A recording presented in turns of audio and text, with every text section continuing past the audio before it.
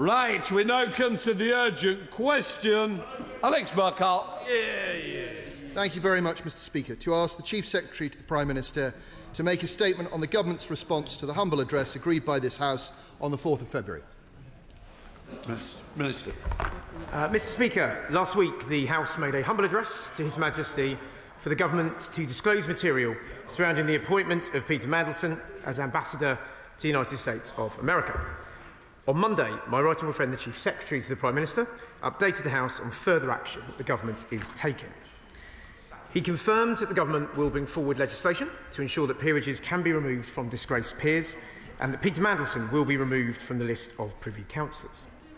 He also explained how we have changed the process for the relevant direct ministerial appointments, including politically appointed diplomatic roles.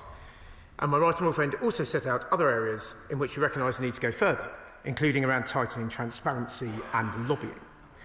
In that statement, my right honourable friend also set out how the Government was responding to the humble address motion, and I'm pleased to provide further update to the House today. Clear, Mr. Speaker, the Government will comply fully and publish documents as soon as possible. As I said in this House last week, we welcome both the principle and content of that motion, and we will deliver on it as soon as we can. As such, Government departments have been instructed to retain any material which may be relevant, and work is underway to identify documents which fall within scope of the motion. We will do so as soon as possible when the House returns from recess. In line with the motion passed by this House, where the Government considers documents may be prejudicial to UK national security or international relations, the Cabinet Office will refer this material to the Independent Intelligence and Security Committee. The Prime Minister has written to the ISC, and senior officials have met with the committee to discuss what the RSC requires in order to fulfil this role. Full resources, as I said in the House last week, will be made available to ensure that process happens. And we will work with the committee to explain the Cabinet Office's process for providing material relating to national security or international relations. The Government is very grateful to the ISC for their work and commits to full engagement with them to ensure timely and effective release. The House will also be aware of the statement from the Metropolitan Police regarding the ongoing police investigation. Now, that statement made clear, quite rightly, Mr. Speaker, and I quote, that the process to decide which documents should be published ultimately remains a matter for Parliament. That is absolutely right, we agree. But as you would expect, the Government rightly does not wish to release anything that may undermine an ongoing police investigation, and as such we are working with the police as they conduct their inquiries to manage this. Mr. Speaker, I think that is the right way forward, and I hope the House and you will agree. Mr. Speaker, in conclusion, the Government continues to take this matter incredibly seriously, and given the nature of the issues at stake and the scope of material in play, we will comply fully and deliver this as quickly and transparently as possible. The Government will keep the House updated as it does so, and my right honourable friend, the Chief Secretary to the Prime Minister, will publish a written ministerial statement later today. No, you brought me into it. I didn't really talk. Just to say that the Intelligence Committee is private and independent, and therefore I wouldn't like to see that they were blocked from information, because it would not affect any police investigation, because that information wouldn't go into the public arena. So I just want to be aware of that. And can I thank the Minister for coming? A WMS on something as important as this isn't personally good enough to me. I think it should have been brought to the House. All sides are interested, and I think it's right. This House should be informed personally. So I'm really pleased. I'm sorry he's got the short straw, but I'm thankful he's here. Secretary. Thank you very much, Mr. Speaker. I couldn't have put it better myself. But thank you. But thank you for granting this urgent question, without which honourable members would not have had a chance to question ministers before recess. The House obviously rises for recess having received very little in the way of information, so it's very important that we hear from the Minister today so that we can try and have some confidence in the process that's going forward. And simply put, the purpose of our question today is to try and elicit from the Government a commitment to give the House a timetable, and also to confirm, as I think the Minister may have done, that it intends to comply fully with the language in the humble address. And I say that, Mr Speaker, because there's been briefing to the press from government sources this week that the government might try to reinterpret the address in some way. For the avoidance of doubt, were that to happen, the government would have to return to this House for another vote. Last week, the Prime Minister told us the process would have integrity because it was being led by the Cabinet Secretary, and that any criticism or denigration of the Cabinet Secretary would not be right. This week, the political forces in Number 10 have been briefing that Sir Chris Wormald is to be replaced. What a turnaround. So will the Minister reassure the House that any change in the Cabinet Secretary will not delay disclosure or publication of the documents which the House has required? There are a number of further questions that I'll put quickly to the Minister, Mr Speaker. First, has the government completed its scoping exercise, and if not, by when does it intend to do so? Second, where the government proposes to release material to the Intelligence and Security Committee rather than directly to the House, will it provide public updates to the House that this has been done? Third, in respect of documents withheld at the request of the Metropolitan Police, will the government tell us the precise legal mechanism being relied upon and commit to publish these documents in full when the police no longer request them to be withheld? Fourth, will ministers publish a Keeling schedule-style register of withheld or delayed documents setting out the category, the reason for non-disclosure and the expected release date for each? There are strong precedents for this. Fifth, at the dispatch box last week, the Minister told me he would write to myself and the member for Skipton about the Palantir contract. He's not yet done so. Please will he confirm that he will this week. Last and separately, will the Minister commit to publishing all documentation relating to the nomination of Matthew Doyle as a peer? This is now a matter of acute public interest. I will sit down, Mr Speaker. The Minister will appreciate that confidence in this government's integrity is very low. I hope he will comply in full. Minister. Can I thank the right honourable gentleman for that? Let me try and rattle through those questions. Firstly, and most importantly, we will comply fully. Made that clear in the House. So the government accepted both the principle and content of the motion. We'll comply fully on it.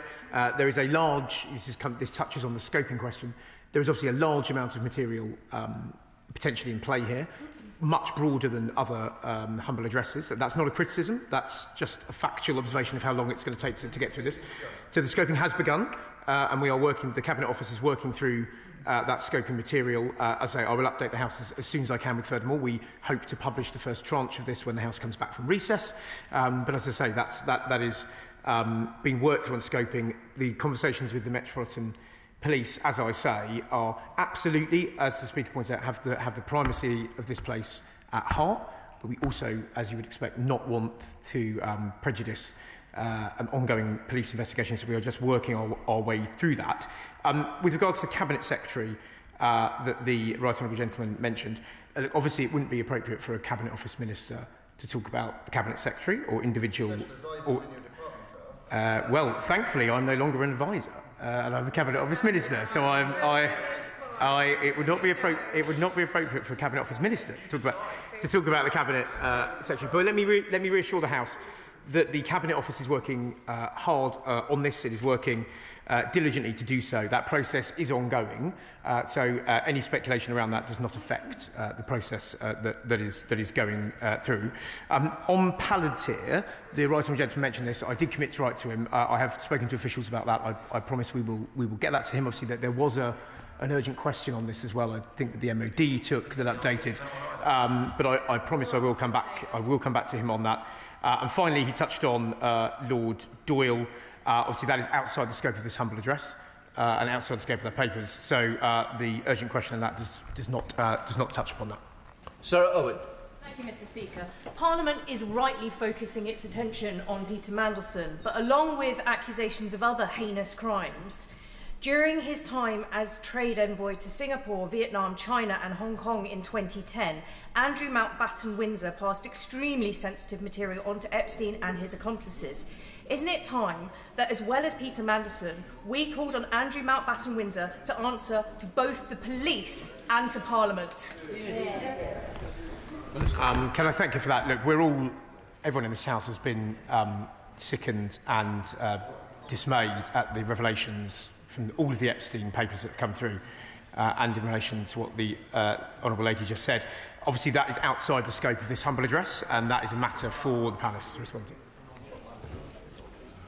Minister, sorry, Liberal Democrat spokesperson Bobby Dean. Thank you, Mr Speaker. The events of recent weeks have diminished people's faith in politics substantially. It was already at an all-time low, and it's confirmed the worst of people's suspicions about how everything works and punctured the optimism of those who believed in better. Now, at the centre of all this are the victims, and their bravery is twofold. Firstly, in retelling their trauma, and secondly, in taking on the world's most powerful men and all those who aided and legitimised them. Now, the humble address passed by this place now stands as a test of transparency and a test of parliamentary authority. And I think people will demand answers, and they deserve answers, swiftly. They will not stand for endless consultation, reviews and deliberation. And so can the government confirm when will the government bring forward legislation so that Peter Mandelson's peerage can be revoked? What is their deadline for releasing the necessary files? And who in the government will be held responsible if that deadline is not met? Can I thank him for that? And he's absolutely right that it should be victims that remain at the heart of this. In answer to his question on legislation to strip Lord Mandelson of his peerage, that will come forward, and broader reform of the process for the House of Lords and removal, that will come forward again as soon as possible. It will be in government time, as I committed to last week, and we will bring that forward after the recess. In terms of who's accountable, obviously it's a Cabinet Office matter, so the Cabinet Office are accountable, but obviously the Prime Minister is accountable for this as well. But as I say, we will comply fully with the motion, and we will publish it, and we will publish material as soon as we can. Rachel Hopkins. Thank you, Mr Speaker. Just over a week or so ago, I expressed my horror at what had passed and was very shocked that you couldn't remove a peerage from someone who had brought the other place into disrepute. So I'm very pleased to see how swiftly the government moved on bringing in legislation to do so.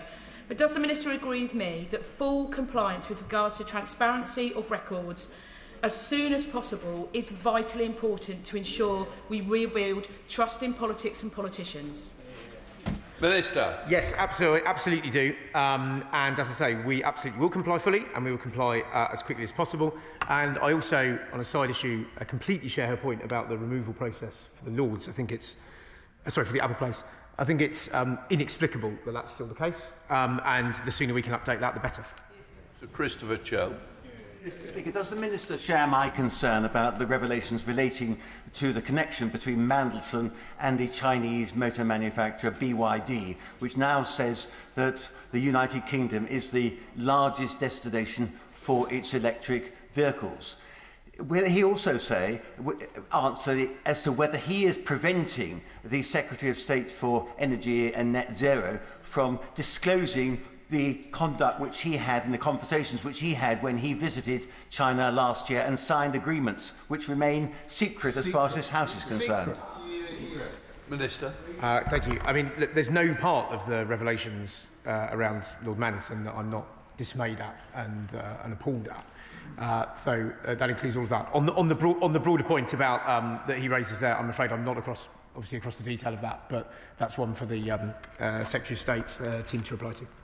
Sullivan. Thank you, Mr Speaker. There continues to be significant public interest in the £240 million Palantir Technologies government contract. Could the Minister confirm if any government ministers were present at the Palantir celebration party yesterday, and if so, who? And can he commit also to ensuring that all materials and records relating to this contract award decision are published? Minister. I have no idea is the answer to the first part of her question. And the second part of her question, as I have now promised the honourable gentleman twice, we will give a written reply and a full reply about the Palantir contract that concerns the Cabinet Office as soon as possible. Mark Pritchard. Thank you, Mr Speaker. Public confidence in this process is absolutely vital. And whilst the Intelligence and Security Committee is fiercely independent, is it not a matter of fact that it is dominated by Labour peers and Labour MPs, and the chairman is appointed by a Labour Prime Minister? But on a point of detail on the Cabinet Office involvement, how will this inquiry avoid a conflict of interest between the Cabinet Office employees who staff the ISC and the Cabinet Office themselves, and also on the legal advice from the Cabinet Office? Would that not conflict with the Cabinet legal advisers to the ISC? Is it not the case that the Intelligence and Security Committee should have its own budget to recruit its own independent legal advisers separate from the Cabinet Office? Minister. Can I thank him for that? I mean, as I said in the House last week, and I think in response to a question from the former Attorney General, the full resourcing will be given to the ISC to do that. And the Cabinet Office and the ISC, I take his point about how you work that through between the two and between the two teams. That is being worked out very closely with the ISC and the Cabinet Office at the moment, and I'm confident that can be resolved. I would just point out, though, he pointed about the political composition of the ISC. I think it's fair to say that no one in this House really would want an implication that the ISC was not impartial, responsible, and entirely qualified to do this, and that's why I think it was an important addition last week that we had the ISC stated in there. So I think it's important to have that on the record. Dash. Mr. Speaker, I'm pleased that the Prime Minister has recognised that he must do more to strengthen standards in public life, including by enhancing vetting for political appointments, but also a broader review of the lobbying system. Would the Minister care to explain a bit more about what the government is planning to address when it comes to lobbying of MPs and public officials? Minister. Can I thank you for that? The Chief Secretary set this out to the House on Monday, and further detail will come forward soon. But I do think this is an important part, again, of restoring trust, and that it can't just be us reacting to the specific of the Mandelson revelation. It needs to be a much broader position about how lobbying, how transparency of our politics is carried out. Because our politics, and this shouldn't be a political point, because this is all governments and all parties at different points. Our politics is at a low point in public trust at the moment. We need to rebuild that. They said, well, whose fault was that? If I was you, I wouldn't be shouting that, to be honest, after the last 14 years. But Order.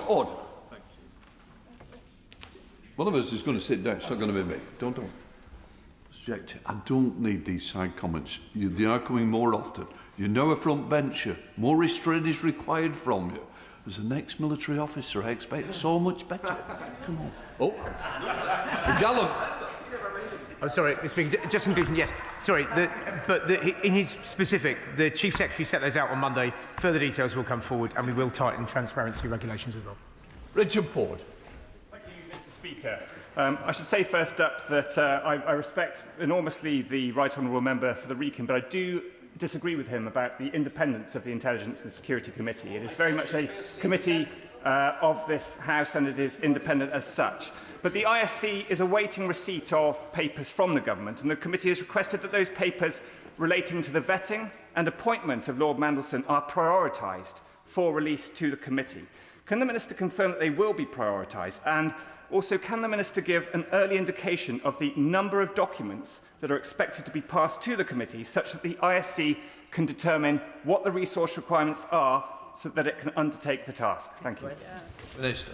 Can I thank him for that? As I say, scoping is underway. I can't give a precise number at the moment because, look, this is potentially a large amount of information covering a large period of time as well. So I can't give a date on that, I'm afraid.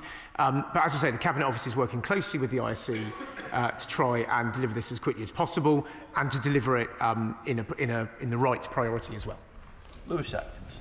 Thank you, Mr. Speaker. The Minister mentioned about strengthening the process around direct ministerial appointments. I wonder if you could say a little bit more about that and how quickly he believes those strengthened processes will be in place. Can I thank you for that? Yes, the Chief Secretary set this out on Monday. What we're looking at here is the enhanced security vetting, which comes in when you have a direct appointment. And the Prime Minister and the Chief Secretary have set out plans to reform that. That will come in. You'll have to correct me. If it hasn't already come in, I think it comes in very quickly. But it will come in as soon as possible. So we tighten that up going forward. Bob Black. Speaker. Earlier this week, the Health Secretary released his WhatsApp messages and emails that he'd exchanged with Lord Mandelson. Can the Minister update the House on what instruction has been given to Cabinet Ministers to follow or not follow the initiative by the Health Secretary? The Prime Minister has made it very clear that there needs to be a managed process that the whole cabinet, and ministers agree with, and that they will be published. They will be published in the right fashion. And it's important there is a proper process around that, because we need to agree. We need to agree how that happens across the cabinet and across ministers, and that is what's going to happen. Thank you, Mr. Speaker. Too often, women, particularly, raise concerns or sound alarm about concerning behaviour, and their concerns are too often dismissed or unheard. So can the Minister set out what further actions this government will take to ensure that victims and survivors of sexual abuse are heard by those in power? Minister, you want to... Can I thank you for that? And she's absolutely right. This is a broader problem than the specific issue that Mandelson highlights, and it's a much broader issue in our politics. The Prime Minister made really clear on Monday and at the dispatch box yesterday that this needs to change and that he will drive that cultural change through. And I would also point out, obviously, the very wide-ranging, groundbreaking violence against women and girls strategy this government is publishing, and which, having worked with the Prime Minister as long as I have, I know he cares about passionately and is determined to drive through. Richard Tash. Thank you, Mr. Speaker. Can the Minister confirm that on the, with regard to the legislation for the removal of peers, that Matthew Doyle will be on the first list to be removed, given that he shouldn't have been appointed in this first place? And secondly, can he confirm the position with regard to disappearing WhatsApp messages and deleted messages? Can they technically be retrieved from the system in order to be given to the Intelligence and Security Committee? Minister. Can I thank you for that? On legislation, as I say, the government is looking at legislation that looks at the broader question of how you remove people from the Lords, rather than just in specific cases. So it will be broad legislation, and the sooner it comes to the House, that we can consider that, the better. On the second point, he raises a very interesting question. I'm afraid I really don't know the answer to it, but I imagine it's one that a lot of people are considering. But I will come back to him. Thank you, Mr. Speaker. And there are plenty of times when standards of behaviour of holders of political office at all levels of political office have fallen below what is acceptable. No, none of us have a moral high ground on this. Every party has had issues. Some dealt with quietly, some dealt with in the court pages, the court reports. And whilst my question is to the Minister, I want all of us to reflect on this. How do we work collectively to make this better, to make sure that no woman or no victim is left unsupported, and that we actually collectively manage to make a way of changing? Minister. Can I thank you for that? She makes the point incredibly powerfully, and it is a point that we have, I think, somewhat lost in the discussion about technicalities around the process on this. That is the central point we should be trying to address. As I say, the Prime Minister has committed to drive through that change and to make sure this government reflects that.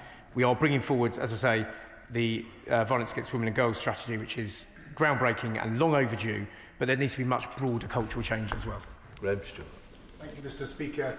The Prime Minister said that the Cabinet Secretary's integrity should not be questioned, and then we immediately briefed out that he was going to be sacked, having been given the responsibility for overseeing the handing over of the documents, which could be detrimental to a Prime Minister who's so desperate to save his political life. He's already thrown his closest advisers, communications and Chief of Staff under a bus. How can we know that there isn't a link between that very integrity which the Prime Minister highlighted and then the desire to remove him from a role in which he might be at risk of removing this Prime Minister?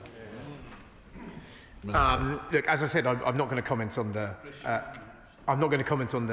Cabinet Secretary and that role. It's not appropriate for Cabinet Office Minister to do that, but I reassure him that the process is underway throughout the Cabinet Office and that is unaffected by other matters. Thank you, Mr. Speaker, and I thank you personally for granting this UQ, but can I also thank the Minister for his responses, because this is a really important issue that people in my constituency of Harlow and across the country are obviously very interested in.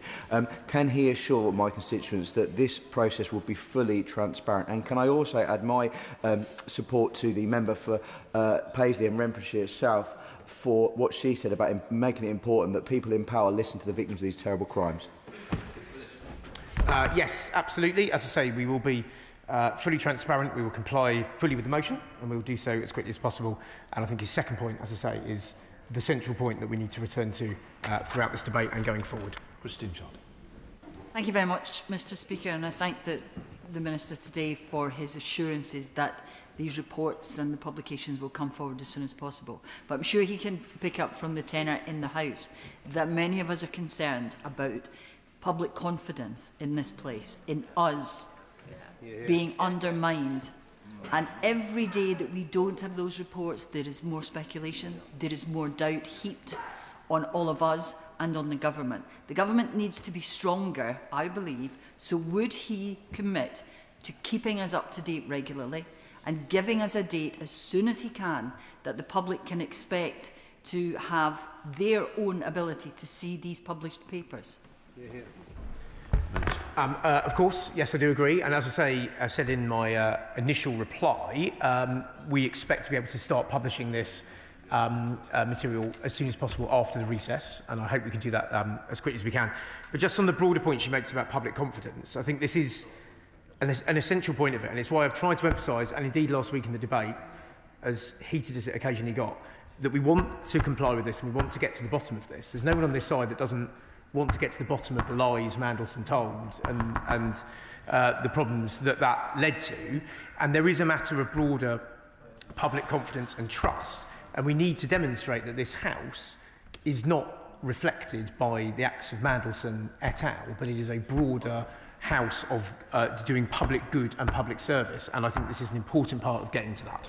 Well, thank you very much, Mr. Speaker. The motion passed by the House requires the Government to provide details of any payments made to Lord Mandelson. There's no national security or international relations issue in doing so. So will the Minister tell the House now how much money did Mandelson get and what's the Government doing to get it back? I think he's referring to severance pay, is he? I think the Foreign Office are providing an update on this. That isn't something I'm afraid I can provide an answer to. Good job. Thank you, Mr. Speaker. In September last year, we had an emergency debate at the request of the member for Goole and Pocklington on the sacking of Peter Mandelson. And I said at the time that the government should be turning Lord Mandelson inside out because someone had politically fatal compromising material on him for his whole time as ambassador. The government simply said, well, he's been sacked. Does the government not regret carrying out that due diligence in September last year rather than waiting for more compromising information to drop? Minister. I think it's safe to say there's a number of things we regret around this issue. But look, as I say, the key bit here is that we will comply with the humble address as fully, and we will comply with it transparently and as quickly as possible. David. Mr. Llefarydd, public confidence is so important, and the Ministerial Code requires that ministers, including the Prime Minister, to uphold the highest possible standards of propriety. Given the evidence clearly shows what the Prime Minister knew, the appointment did not meet these standards. So can the Minister confirm whether the Prime Minister will refer himself to the independent adviser on ministerial standards? Minister. I mean, the first point to make is that the Prime Minister has strengthened the powers of the independent adviser, rightly so, and that the independent adviser now has a more central role in complying with standards. But that, I'm afraid, that doesn't relate quite to what's in the humble address. John Cooper. Thank you, Mr. Speaker.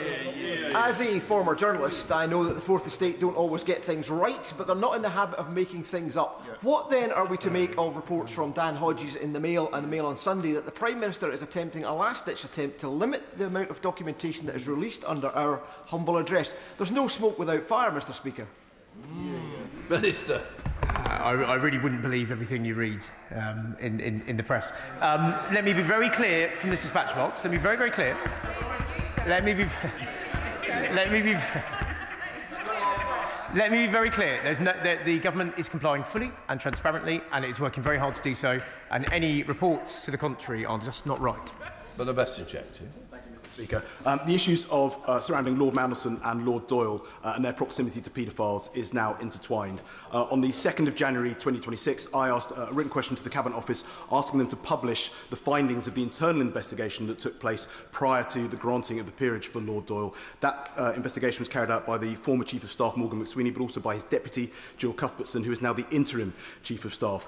And the investigation is currently underway. There's already been an investigation. Will the government commit to publishing the findings of that investigation, given that it has already investigated this issue? The Prime Minister gave his answer on that yesterday, and Number 10 have provided further information on it, but that doesn't relate to the humble address. Thank you, Mr. Speaker. The Minister is well regarded on both sides of the House, so I'm hoping he'll give us a clear and honest answer, and I'm sure he will do. In his long years working for the Prime Minister, and both as advisor, a staffer, and more latterly as a minister, did he voice any concerns in private post the vetting process on the appointment of Lord Mandelson? Minister. I mean, I wasn't involved in any of that in that matter at all, so the answer simply is no. Dr. Luke Evans. Further to the question from the member for Harrow East about the WhatsApps, the Minister seemed to suggest it wasn't an orderly process. So is there any reprimand for the Health Secretary? And second of all, will those WhatsApps between all ministers and Peter Mandelson be released? Because that was part of the humble address when it referred specifically to electronic communications. I would never want to imply it wasn't an orderly process. So let me correct myself. Let me correct myself there. The point I was making is that the Prime Minister and the Cabinet Secretary and the Cabinet Office have made clear that all of the above, that the ministerial that ministers need to abide by the process we're doing, and that will be done collectively. The scope of that obviously is set out by the humble address, and the breadth of it is being identified. Electronic communications is covered within the humble address, so that will then be looked at by the Cabinet Office in terms of breadth and scope of it. Thank you, Mr. Speaker. The Minister said earlier that he and the government want to comply fully, transparently and as quickly as possible with the humble address, which I think we can all agree is exactly what should be doing. But the question of when things will be released is vital. These documents must be released, as he said, as quickly as possible. But to date, so far, we don't get any more information other than when the time is right, effectively. Is this because the Minister does not know or doesn't want to say? And if it's because he does not know, can he give us an example or an expectation of the timescale? And if he doesn't want to say, can he say why he doesn't want to say? Minister. As soon as possible after recess. Jim Shunt. Thank you, Mr. Speaker. Procedure, can I first of all thank the Minister for his answers to the incredibly difficult questions. Procedure is very important in this place, and indeed is why democracy still reigns. You, Mr. Speaker, have epitomised what's the right way to do it, and I think the House recognises the standards that you set for us and everyone in this House. The general public have a huge interest in this issue and have been led to expect detail to be forthcoming.